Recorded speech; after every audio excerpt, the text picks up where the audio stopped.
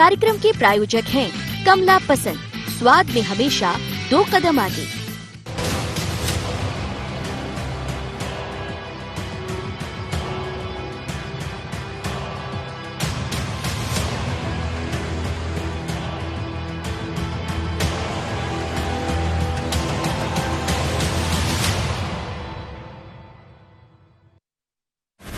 कैलाश पर भरोसा, सिंधिया को तवज्जो, कास्ट कार्ड और प्रभुत्व वाले नेता को जिम्मेदारी, एक सीट पर बीजेपी की रणनीति। मध्य प्रदेश में होने वाले उपचुनाव में बीजेपी के लिए जीत कितना मायने रखती है, इसका अंदाजा पार्टी के फैसलों को देखकर लगाया जा सकता है।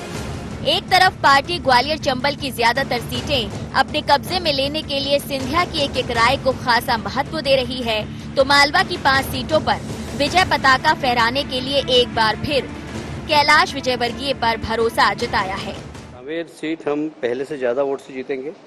सिर्फ सावेर ही नहीं, सारे उपचुनाव हम जीतने वाले हैं, क्योंकि कमलनाथ जी ने मध्य प्रदेश की जनता के साथ छलावा किया। किसानों से कहा था कि हम कर्ज माफ़ी करेंगे, कर्ज माफ़ नहीं हुआ। बेरोजगार नौजवानों से कहा था कि हम बेरोजगार भत्ता देंगे, भत्ता नहीं दिया।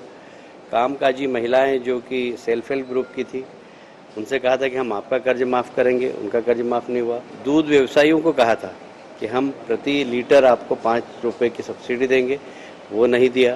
कुल मिलाकर हर वर्ग को छलावा। उपचुनाव में कास्ट फैक्टर, सर्वमान्य फैक्टर और हर स्तर के समीकरण आसानी से सेट किए जा सकें, इसके लिए सरकार से लेकर संगठन तक हर रणनीति पर काम किया जा रहा है। गुना शिवपुरी में ज्योतिरादित्य से छिटके यादव वोटर्स को लुभाने के लिए उनके खेमे में से एक यादव नेता को मंत्रिमंडल में शामिल करने की तैयारी है। शिवराज टीम के सिलेक्शन में देरी की वजह भी यही मानी जा रही है।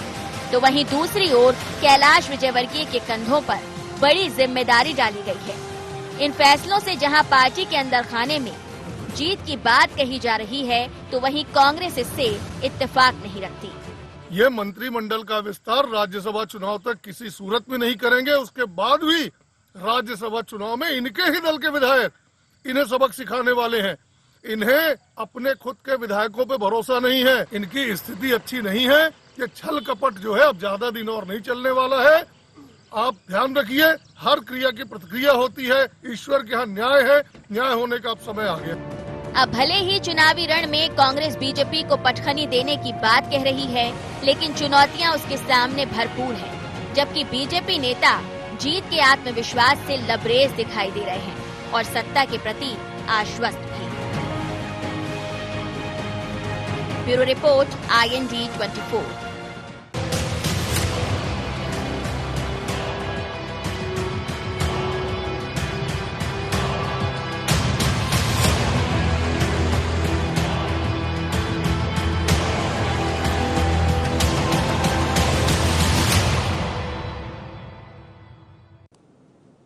IND एजेंडा में आपका स्वागत है। मैं हूं मनोज सैनी और आज का एजेंडा है इलेक्शन का सिलेक्शन। मध्य प्रदेश में उपचुनाव होना है, लेकिन उससे पहले भारतीय जनता पार्टी तमाम सीटों के लिए सिलेक्शन कर लेना चाहती है और उससे भी जरूरी है कि आखिर चुनाव कौन जिताएगा। लेकिन इस खबर पर आगे बढ़ेंगे, उससे पहले देख लेते एजेंडे के आज के पॉइंट। क्या सिंधिया खेमे को रिझाने भाजपा चलेगी दांव? क्या पार्टी के विश्वास पर खरे उतर पाएंगे कैलाश विजयवर्गीय? क्या कैलाश की राज्य की राजनीति में एंटी के पीछे बड़ा प्लान? पार्टी से नाराज नेताओं को कैसे मनाएगी भाजपा? तो इन्हीं पॉइंटों के साथ मैं आपके साथ हूं एजेंडा में। लेकिन मध्य प्रदेश में उपचुनाव होना है। उपचुनाव से पहले भारतीय जनता पार्टी की नजर उन 24 सीटों पर है, लेकिन सबसे खास 22 सीट है, जहां से जिनकी बदौलत आज भारतीय जनता पार्टी की सरकार मध्य प्रदेश में है। पर उसे लेकर कई तरह के सवाल भी खड़े हो रहे हैं। मसलन आपको याद होगा कि किस तरह 2018 में शिवराज जी के लिए मुश्किल बन गया था चंबल और ग्वालियर, और वहीं एक ऐसे यादव जो कभी भारतीय जनता पार्टी में थे और है, उन्होंने सिंधिया को लोकसभा के चुनाव में हार दिखाई थी, जिसके कारण यादव वोटर्स ऐसा कहा जा रहा है कुछ नाराज है। लेकिन अब सिंधिया भारतीय जनता पार्टी में है, तो सवाल ये कि यादवों को कैसे रिझाया जाए, क्योंकि उपचुनाव में तो हर एक वोट की कीमत होती है, हर एक वोट की बदौलत सरकार बनती है, और इस बार की सरकार बहुत अलग है। लेकिन मालवा में आपने देखा है एक कद्दावर चेहरा कैलाश विजयवर्गीय का, तो इस बार फिर उनके ऊपर ही दांव मालवा में लगाया जाएगा, यानी उनकी जिम्मेदारी होगी कि मालवा की जो सीटें हैं वो जिताकर पार्टी के झोली में डाल दे। तो क्या ऐसा हो पाएगा? यही हमारा एजेंडा है, इलेक्शन का सिलेक्शन। चलिए मैं अपने मेहमानों से आपको परिचय कराता हूं। मेरे साथ जुड़ रहे हैं मिलन भार्गव, भारतीय जनता पार्टी के प्रवक्ता। मिलन जी स्वागत है आपका। साथ ही अजय यादव, अजय जी आपका भी स्वागत है। और मुक्ता पाठक हमारी एसोसिएट एडिटर, मुक्ता जी आपका भी स्वागत है। अजय जी, भारतीय जनता पार्टी तो अब इलेक्शन के सिलेक्शन में लग गई है, कांग्रेस कहां है?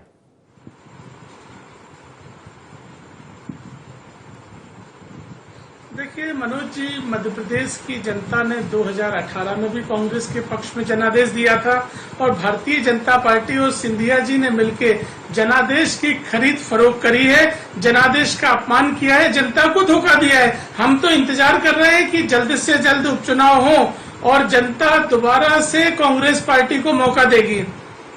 जी मिलन जी, इलेक्शन का सिलेक्शन है। हाँ कहिए। शिवपुरी, हाँ कहिए, अपनी बात पूरी कर लीजिए अजय जी। देखिए मनोज जी, जिस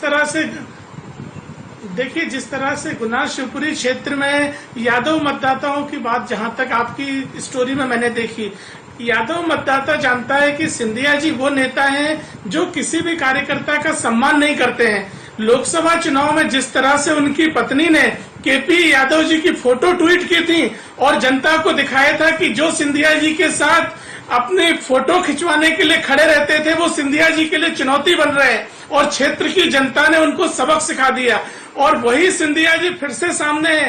जनता समझ चुकी है ये किसी भी नेता कार्यकर्ता का सम्मान नहीं करते हैं, ये सबको दोयम दर्जे पे समझते हैं। इसलिए पहले भी सबक सिखाया था और ये भाजपा का झंडा लेके जाएंगे, जनता फिर से सबक सिखाएगी। अजय जी, आप कह रहे हैं कार्यकर्ता का सम्मान नहीं करते, और कार्यकर्ता यानी 22 विधायक छोड़ के उनके कारण बीजेपी में आ गए, फिर भी सम्मान नहीं दिख रहा है आपको। इससे बड़ा सम्मान तो देश में कभी दिखा ही नहीं।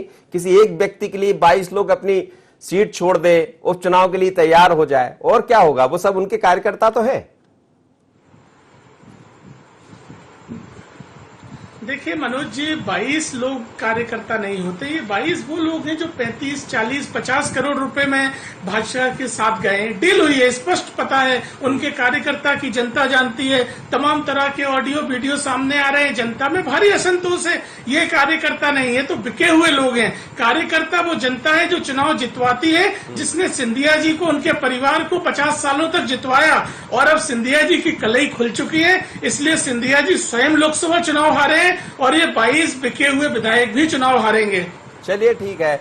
मिलन जी, कैलाश जी के ऊपर एक बार फिर भारतीय जनता पार्टी को विश्वास हमेशा रहा है, और मालवा में तो खैर माना ही जाता। मालवा निबाड़ में कैलाश विजयवर्गीय के बिना जीत भी बड़ी मुश्किल होती है, क्योंकि वो एक एक कार्यकर्ता को जानते हैं और कैसा उनका फील्ड का अनुभव है सभी को पता है।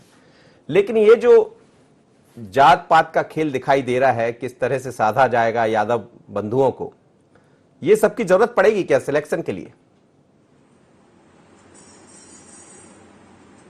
देखिए, जिस प्रकार की बातचीत कांग्रेस के द्वारा की जा रही है, टीका टिप्पणी बहुत ही निचले शब्दों में और निचले स्तर की जा रही है। चाहे इनके जो पूर्व मंत्री और नेता रहे हो, आज जो भारतीय जनता पार्टी में शामिल हो चुके हैं, उनको दलाल, गद्दार, निचले स्तर के शब्दों से प्रयोग करके राजनीति को गलत डायरेक्शन में ले जाने का ये एक असफल प्रयास कर रहे हैं। मेरा सिर्फ इतना सवाल है कांग्रेस के प्रवक्ता से कि क्या किसी दल को यदि वैचारिक रूप से स्वीकार करने से वो व्यक्ति दलाल और गद्दार हो जाता है, तो भारतीय जनता पार्टी से जो लक्ष्मण सिंह जी वापस कांग्रेस में गए थे, प्रेमचंद गुड्डू गए थे, या तमाम चौधरी राकेश सिंह जी, वो भी गद्दार और दलाल हैं? इन शब्दों का प्रयोग क्या उनके लिए भी किया जाएगा? रही बात कैलाश विजयवर्गीय जी की, तो कैलाश विजयवर्गीय जी भारतीय जनता पार्टी का चौधरी राकेश सिंह तो आधार में लटके हैं और लोकप्रिय नेता है। देश की जवाबदारी उनके पास है, राष्ट्रीय महामंत्री के दायित्व निर्वहन वे कर रहे हैं। निश्चित रूप से आने वाले वक्त में जो चुनाव होंगे उसमें वो भी चेहरा होंगे, स्टार प्रचारक की सूची में भी शामिल होंगे। ये भारतीय जनता पार्टी का अंदरूनी मामला है, कौन कौन चेहरा होगा, किसको क्या जिम्मेदारी दी जाएगी, किस कार्यकर्ता का कहां प्रयोग किया जाएगा, ये भारतीय जनता पार्टी का संगठन। चौधरी राकेश सिंह का क्या होगा? मिलन जी वो तो अधर में लटके हैं। कोरोना काल जैसे विभीषिका में चौधरी राकेश सिंह का क्या होगा? वो तो अधर में लटके, और जिनके नेतृत्व में वो कांग्रेस में दिखाई दिए थे जिस सभा में, वही अब आपके साथ है, तो जाने देंगे या नहीं जाने देंगे? देखिए, तय तो उनको करना है। कांग्रेस पार्टी के वे सदस्य हो चुके हैं, उनका क्या प्रयोग करना है, क्योंकि जिस प्रकार से जिस शब्दावली का उपयोग वे ज्योतिरादित्य सिंधिया जी और समर्थित विधायकों के लिए वे करते हैं, तो क्या मैं चुनौती दे रहा हूं लक्ष्मण सिंह जी भी गद्दार हैं या चौधरी राकेश सिंह जी भी गद्दार हैं, ये कांग्रेस के प्रवक्ताओं को बताना चाहिए। और जो अभी 2 दिन पहले प्रेमचंद गुड्डू जो शामिल हुए, पूर्व सांसद जो भारतीय जनता पार्टी में आए थे और वापस घर वापसी करते हैं, तो क्या वे भी गद्दार की श्रेणी में आते हैं? और गद्दार हैं तो क्या उनको टिकट देगी कांग्रेस, चुनाव लड़ाएगी क्या? ये शब्दावली का प्रयोग ना करते हुए, चलिए आप कांग्रेस की शब्दावली पर चले गए, लेकिन आप नहीं बताए कैलाश जी पर क्यों आप परिचय देना चाहिए। चलिए मैं लौटूंगा आप पास। मुक्ता जी, जो मैन मुख्य सवाल है उस पर दोनों नहीं पहुंचे। मुद्दा ही ये है, इलेक्शन में जो सिलेक्शन दिखाई दे रहा है, लेकिन क्या भारतीय जनता पार्टी को ये मान लिया जाए कि कहीं आगे बढ़ रही है?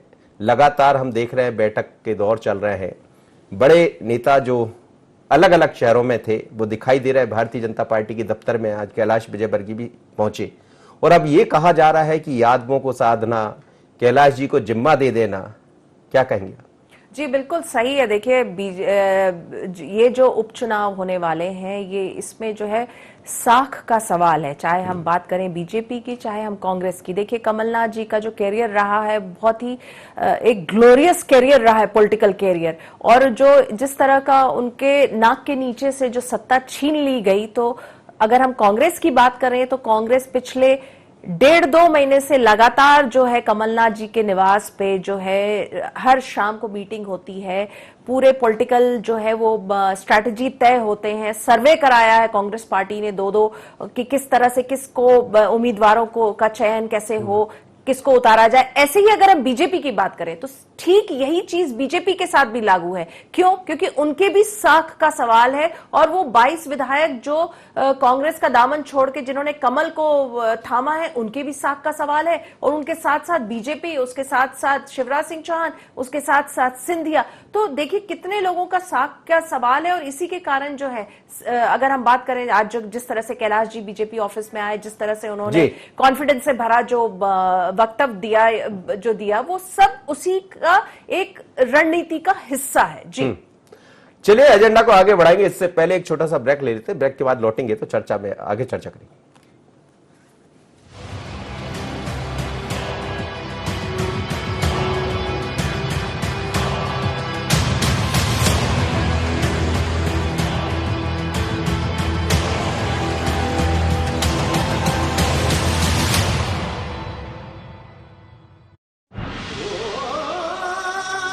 कोई खास है, कोई बात है,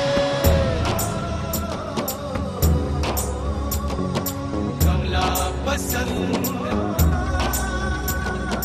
जीते दुनिया हर बाजी जीते, हर अदा में शाही अंदाज है। कमला पसंद पान मसाला, शाही स्वाद, शाही अंदाज, स्वाद में हमेशा 2 कदम आगे। छोटा सहयोग बड़ा उपयोग। कोविड-19 से लड़ाई में मुख्यमंत्री सहायता कोष में करे सहयोग।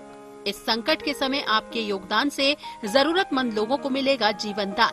जन सहयोग से ही हम मिलकर कोरोना के खिलाफ जीतेंगे जंग। CM relief fund, SBI account number 10078152483, IFSC code SBIN 0001056।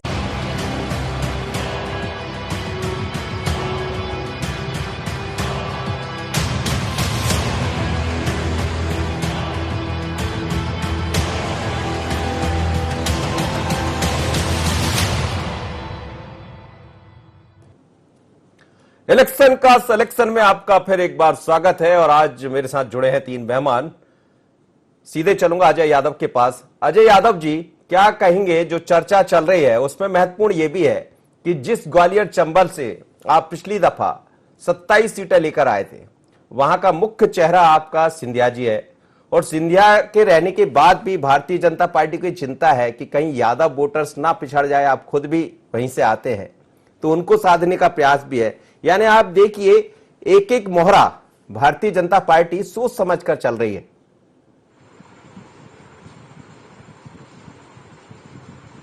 देखिए मनोज जी, भारतीय जनता पार्टी और सिंधिया जी को ये बात समझ लेना चाहिए कि ग्वालियर चंबल संभाग में जो वोट मिला था वो कमलनाथ जी के नाम पे और कांग्रेस पार्टी के नाम पे मिला था। इसको मैं आपको 2-3 उदाहरणों के साथ प्रमाणित भी कर सकता हूँ। सिंधिया जी 2018 में हमारे चुनाव प्रचार अभियान समिति के अध्यक्ष थे।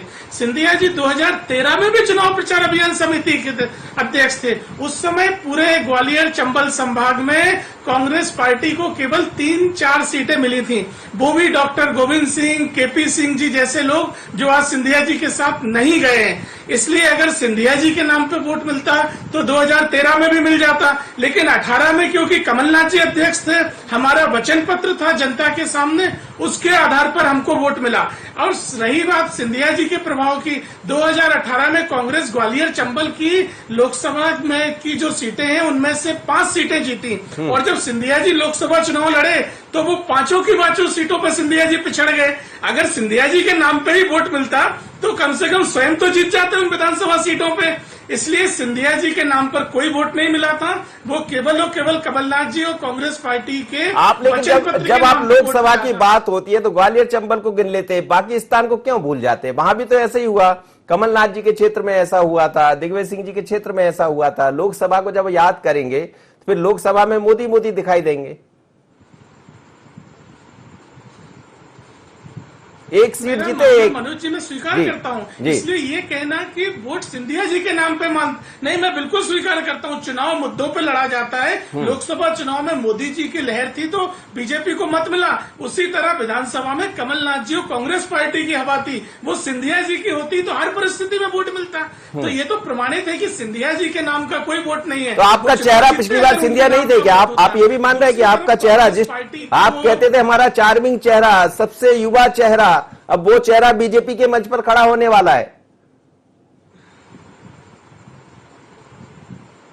देखिए, हमारा चेहरा प्रदेश कांग्रेस अध्यक्ष कमलनाथ जी थे और हम जनता के बीच में अपनी कलेक्टिव लीडरशिप के साथ अपने वचन पत्र के आधार पे गए थे। कांग्रेस पार्टी में सीएम प्रपोज करने की कोई परंपरा नहीं होती है, ना पहले रही है ना इस बार थी। हमारा वचन पत्र ही हमारा चेहरा था और कांग्रेस पार्टी के नाम पे वोट मिला था, इसमें कोई दो राय नहीं। सिंधिया जी भी बड़े नेता थे, जो हमारे मुख्य 5-6 नेता थे उनमें सिंधिया जी भी थे, हम स्वीकार करते हैं, लेकिन सिंधिया जी के नाम पे वोट नहीं था। एक चीज मैं जरूर कहना चाहता हूँ मनोज जी, भारतीय जनता पार्टी के नेता स्वयं विवादास्पद शब्द अपने नेताओं के लिए कहते हैं और हमारे मुंह में डाल रहे हैं। आप ही विभीषण कहते हो सिंधिया जी को और हमसे कह रहे हैं हम अपमान कर रहे हैं। हम ना किसी को दलाल कह रहे हैं, ना कोई अपशब्द कह रहे हैं। हम तो कह रहे हैं कि जनता के बीच में जो विधायक जनादेश के लेके आए थे भाजपा के खिलाफ, क्या ये नेता 40 साल से भाजपा को नहीं कोस रहे थे और आज कैसे भाजपा के पक्ष में चले गए? जनादेश का अपमान है।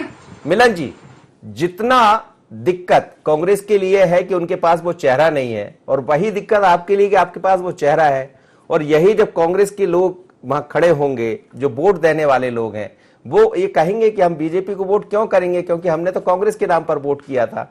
फिर भी आप तलाश रहे हैं ऐसे लोगों को जिससे सामाजिक बंधन हो जाए, जात पात का बंधन हो जाए। आप ऐसे कैलाश विजयवर्गीय जी को फिर याद कर रहे हैं जिन्हें 2018 में भी जिम्मेदारी सौंपी गई थी मालवा की। तो क्या लग रहा है कि ये बड़ी चुनौतीपूर्ण है इस बार? देखिए, चुनौतियों से संघर्ष करना भारतीय जनता पार्टी का एक नाम है। हमेशा चुनौती को स्वीकार करते हुए, संघर्ष करते हुए इस स्थिति में भारतीय जनता पार्टी आ गई। आज 100 वर्ष पुरानी पार्टी को अपने अस्तित्व की लड़ाई लड़नी पड़ रही है। देखिए, जनता, मध्य प्रदेश की जनता के साथ जो धोखा कमलनाथ जी ने, दिग्विजय सिंह जी ने किया था, पूरी कांग्रेस ने किया था, वो धोखा बार बार नहीं होगा जनता के साथ, क्योंकि जनता समझ चुकी है। आप देखिए 2018 में जो जनादेश इनको मिला था, जिसका अपमान इन्होंने किया, 6 महीने बाद जब लोकसभा के चुनाव होते हैं तो 29 में 28 चुनाव, लोकसभा के चुनाव ये हार जाते हैं। और वहीं जब उपचुनाव कमलनाथ जी लड़ते हैं और उनके बेटे लोकसभा चुनाव लड़ते हैं तो कितने वोटों से जीतते हैं? हारते हारते, डरते डरते कमलनाथ जी चुनाव लड़ते हैं और जीतते हैं। दूसरी बात, यादव वोट बैंक की बार बार यहाँ एक नया शगुफा छेड़ा गया है कांग्रेस के द्वारा। जब बताएं कि कांग्रेस ने किस यादव नेता का भला किया हो, सुभाष यादव जी के साथ कांग्रेस ने क्या किया है जनता ने देखा, और हमारे यहाँ जो यादव वोट बैंक का और यादव नेता का सम्मान हुआ है ये बाबूलाल गौर जी के रूप में देखिए। तो क्या ये माना जाए उपचुनाव से पहले यादवों का सम्मान बढ़ाने वाले इसलिए मंत्रिमंडल लेट हो रहा है? यादव नेता जो भारतीय जनता पार्टी में सम्मान और एक प्रतिष्ठित जिम्मेदारी के साथ निर्वहन किया है। देखिए कांग्रेस को ये भूल जाना चाहिए कि अब वो सत्ता में आएगी, क्योंकि सत्ता में किस कारण आएगी, 15 माह में इन्होंने क्या उपलब्धि हासिल की, जनता इनको वोट दे, इस पर बात करें। और रही बात सिंधिया जी की, तो सिंधिया जी को लेकर ये जो टिप्पणी करते हैं, सुबह शाम सपने में भी सिंधिया जी आते हैं, इनके तमाम नेताजी को, कमलनाथ जी हो, दिग्विजय सिंह जी हो, कांग्रेस के तमाम नेता। लेकिन मंत्रिमंडल का विस्तार भी तो इसीलिए उपचुनाव के चलते लेट हो रहा है क्या? बताता है कि उनकी लोकप्रियता और उनकी स्वीकारता कितनी है। मंत्रिमंडल के विस्तार में भी आप यादव जी को ढूंढ रहे हैं, ब्रजेंद्र यादव को। अजय भाई कितनी बात करें, नहीं देंगे आप अजय भाई के जो मीडिया इंचार्ज पटवारी जी हैं, उनका सुबह और रात में जो ट्वीट होता है वो सिंधिया जी के खिलाफ होता है, तो बताता है कि उनकी लोकप्रियता से कितने भयभीत है, डरे हुए हैं कि सिंधिया जी को दिन रात कोसने वाले आज सिंधिया ये भी बहुत अच्छा लग रहा है, आप भी बार बार सिंधिया कह रहे हैं। देखिए कितना बदल गई राजनीति। चेहरे पर चुनाव लड़कर ही आप चुनाव में इतनी सीट पाए थे, अब कैसे पाएंगे आप? चलिए ठीक है, लेकिन बार बार सिंधिया जी का नाम ले रहे हैं मुक्ता जी, लेकिन मेरे सवाल का जवाब पहले भी नहीं दे पाए, अभी भी नहीं दे रहे कि आखिर जिस तरह से जाति बंधन तमाम तरह की चीजें जो दिखाई दे रही है, और आप देखिए मंत्रिमंडल के विस्तार में ही वजह शायद उपचुनाव में बन रहा है कि कहीं ऐसी गलती ना हो जाए मंत्रिमंडल विस्तार के चलते कि उपचुनाव में भारी पड़ जाए।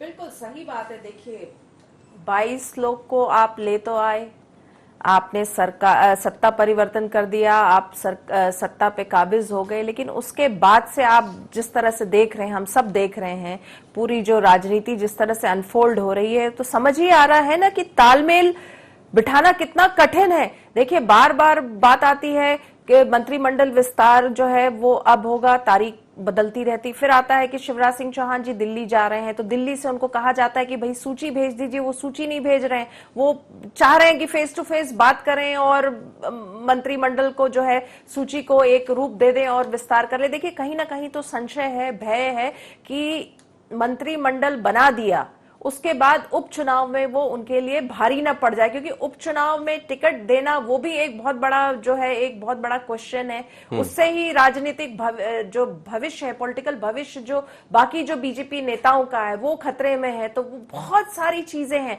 तो ये तालमेल जो बिठाना जो है बहुत ही एक कठिन सा डगर है। जी अजय जी, बीजेपी तालमेल बिठा लेगी जिसकी तैयारी दिखाई दे रही है, कांग्रेस की तैयारी बता दीजिए चलते चलते कि आखिर कांग्रेस कहां जा रही है, कैसा सिलेक्शन करने वाली है? देखिए मनोज जी, भारतीय जनता पार्टी की सरकार की तो स्थिति कुछ ऐसी है कि कुछ की ख्वाहिश है, कुछ के अरमान है। जिनकी ख्वाहिशें पूरी हो गई उनको अब अभिमान है। तो सिंधिया जी और उनके विधायकों की तो डील हो गई, लेकिन भारतीय जनता पार्टी के जो 107 विधायक हैं उनकी उपेक्षा की जा रही है। आप 30 में से 12 तो सिंधिया के उन नेताओं को मंत्री बनाना चाहते हैं जो आज विधायक भी नहीं है। तो मैं कहता हूं जयंत मलैया और गौरीशंकर शेजवार जी को भी बना दीजिए, वो भी वरिष्ठ नेता रहे, बहुत अनुभव रहा है। लेकिन इन्हीं बिके हुए लोगों को क्यों बनाया जा रहा है? तो यही हमारा एजेंडा है, हमारे 15 महीने के काम के आधार पर, और इन बिके हुए नेताओं के खिलाफ जो इनने जनादेश को बेचने का काम किया है उसके खिलाफ हम जनता के बीच में जाएंगे और जनता पुनः कांग्रेस का साथ देगी और फिर कमलनाथ जी मुख्यमंत्री बनेंगे। चलिए मिलन जी जवाब दे दीजिए। देखिए जिस प्रकार से बिके हुए और ये डील जैसे बार बार शब्दों का प्रयोग करके अजय भाई ने अपनी मानसिकता प्रदर्शित कर दी। मैं पूछना फिर चाहूंगा कि आपने लक्ष्मण सिंह जी को कितने में खरीदा था, कितने की डील हुई थी, जो दिग्विजय सिंह जी के भाई हैं? आपने चौधरी राकेश सिंह जी को कितने में खरीदा, कितने की डील हुई? प्रेमचंद गुड्डू जी को कितने में खरीदा, कितने की डील हुई? ये भी बताएं। यदि कोई नेता दल चेंज करता है तो क्या डील होती है, दलाली होती है? इन शब्दों का प्रयोग करना मुझे लगता है अतिशयोक्ति की श्रेणी में आता है। इस पर माफी मांगनी चाहिए। और ये बार बार ये डील का शब्द उपयोग करते हैं। जब 15 महीने की सरकार आपकी थी तो आपने ऐसी डील को उजागर क्यों नहीं किया, पर्दाफाश क्यों नहीं किया? आप चाहते हैं कि जिस प्रकार से यदि कोई भ्रष्टाचार हो रहा है जिसको आप तथाकथित आरोप लगाते हैं, आपकी पुलिस थी, आपका इंटेलिजेंस था, आप पकड़वाते उन लोगों को। आप कमलनाथ जी के सचिव से लेकर सारे नेता भ्रष्टाचार में फंसे रहे। दिग्विजय सिंह जी पे उमंग सिंगार जी ने गंभीर आरोप लगाए जिसकी जांच भी आप नहीं करा पाए, भ्रष्टाचार के आरोप लगाए आप, लेकिन आप ये नहीं बता पाए कि राकेश सिंह का क्या होने वाला है। कमलनाथ जी के साथ। चलिए बहुत बहुत धन्यवाद आप तीनों मेहमानों का। और यही है, मध्य प्रदेश में उपचुनाव अब बिल्कुल सरगर्मियां तेज दिखाई दे रही है। लगातार भारतीय जनता पार्टी के दफ्तर में बड़े नेताओं के पहुंचने का सिलसिला जारी है। किसी को कहीं की जिम्मेदारी दी जा रही है तो कहीं जात पात के बंधन में लोगों को बांधने का प्रयास है कि कैसे इस चुनाव को जीत लिया जाए। चुनौती दोनों दलों के सामने है। कांग्रेस लगातार बैठकें कर रही है, अलग अलग सर्वे करा रही है, लेकिन ये तो जनता समझेगी कि आप गणित कुछ भी बिठाइए। असला जो गणित होता है, असली गणित का जो जवाब है वो तो सिर्फ जनता के पास होता है। और इसीलिए हम कहते हैं ये पब्लिक है, सब जानती है। एजेंडा में इतना ही, मुझे दीजिए इजाजत। बने रहिए IND 24।